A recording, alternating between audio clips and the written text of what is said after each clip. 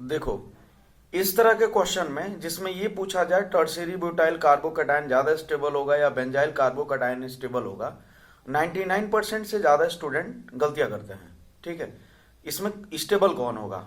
Even कुछ हमारे दोस्त जो होते हैं, ठीक है, टीचर्स कम्युनिटी के, वो भी गलतियां करते हैं कि इन दोनों में ज्यादा स्टेबल कौन होगा। क्यों? क्योंकि इसमें देखने से ये लग रहा है कि ये प्लस है और प्लस के एडजेसेंट पोजीशन पे कार्बन के साथ हाइड्रोजन अवेलेबल है, मतलब अल्फा हाइड्रोजन है। सिमिलरली इधर भी अल्फा हाइड्रोजन है और इधर भी अल्फा हाइड्रोजन है। ओके, तो अल्फा हाइड्रोजन का मतलब ये हुआ कि हाइपर कंजुगेशन इसमें होगा।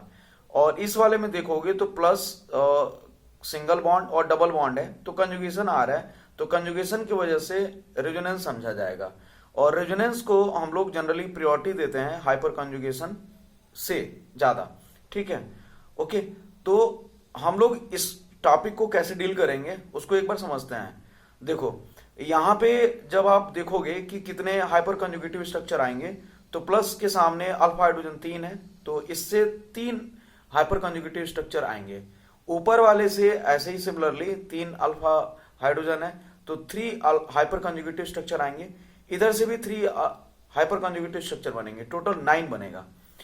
तो यहां पे अगर देख रहे हो तो यहां पे टोटल अगर आप काउंट करोगे तो ये वाला जो डबल बॉन्ड है वो यहां शिफ्ट होगा, तो यहां पे प्लस आएगा।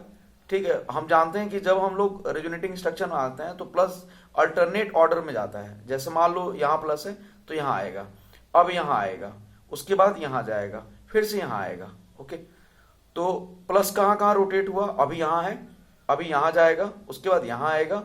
तो जितने जगह प्लस ट्रेवल करेगा उतना इसका रेजोनेटिंग स्ट्रक्चर बनेगा। तो एक अभी तो ये खुद है, यहां पे आएगा मूव करके तो दूसरा स्ट्रक्चर बनेगा, फिर से यहां आएगा मूव करके तो तीसरा स्ट्रक्चर बनेगा, फिर से यहां आएगा मूव करके तो चौथा स्ट्रक्चर बनेगा, फिर से यहां मूव चला जाएगा, तो हमारे पास पांचवा स्ट्रक्चर बन जाएगा। क्योंकि ये जो डबल बॉन्ड है वो यहां से उठ के इधर आ जाएंगे इस साइड पे।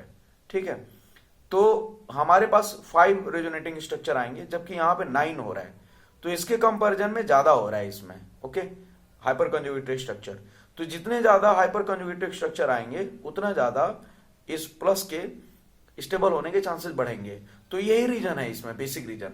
तो यहां पे बोला गया है कि इसमें 9 हाइपर कंजुगेटिव स्ट्रक्चर्स होंगे।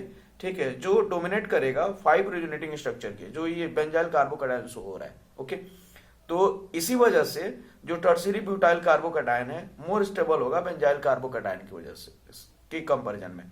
तो आई थिंक आप अब गलतियां नहीं करेंगे कि इन दोनों में स्टेबल कौन होगा। ओके, जनरली स्टूडेंट क्या करता है कि जब कंफ्यूज करता है तो किसी सोर्सेज से वो हेल्प लेता है, लेकिन सोर्सेज में भी इसके करेक्ट एक्सप्लेनेशन अभी तक मिले नहीं है। स्टैंडर्ड जो बुक्स हैं उसमें बताया जा रहा है कि जो ये होगा टर्शियरी ब्यूटाइल कार्बोकैटायन, उसकी स्टेबिलिटी मोर होगी कंपैरिजन टू बेंजाइल कार्बोकैटायन। ठीक है, इसी तरह के लॉजिकली और अमेजिंग कॉन्सेप्ट सीखने के लिए मेरे चैनल को सब्सक्राइब करें। ओके, शेयर करें। Thank you.